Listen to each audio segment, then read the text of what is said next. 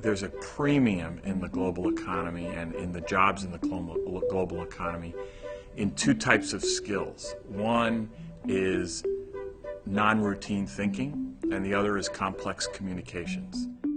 The schools have to set their students up with a set of skills and a set of capacities to allow them to figure things out on their own. And it doesn't matter whether you're talking about preschool or graduate school. It's helping people understand that they can use their talents and their abilities, their knowledge, to better not only themselves, but to better the society and the nation in which they live. We used to develop in students a passion to learn all the right answers. We want 21st century students to have a passion for asking new questions.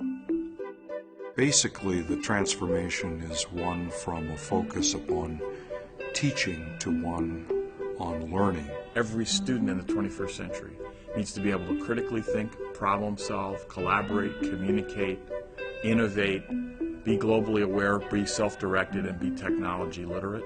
Those are the new outcomes of the 21st century. It's much more about evaluating content, sorting through it, and critically examining it than just the old rote memorization.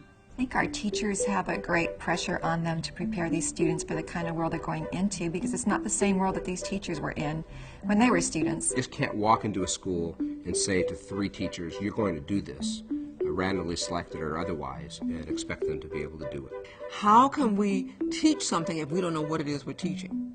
How can we say we're going to embed 21st century skills into our curriculum if we don't know what they are? America's an idea generator now, and our schools have not figured out how to address that. At the same time, they have been asked to not just provide equal opportunity to learn, but to provide equal outcome for learning.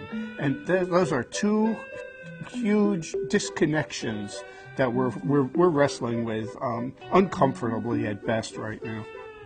I think that School of Ed leaders, particularly deans, should have on their lips at all times this notion of getting quality teachers before our most disadvantaged students, before our neediest students. That has to be the #1 priority.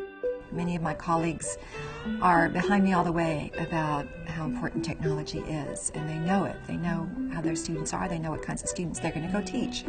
But they don't feel necessarily comfortable themselves with it. So teachers, first and foremost, have to have those 21st century skills in order to model them.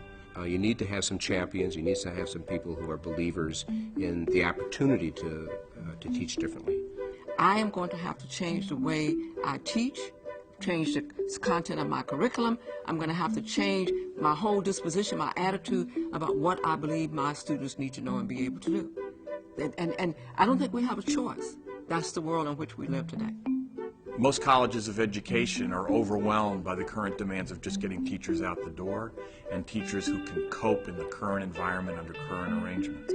This shift will be regarded as threatening by some.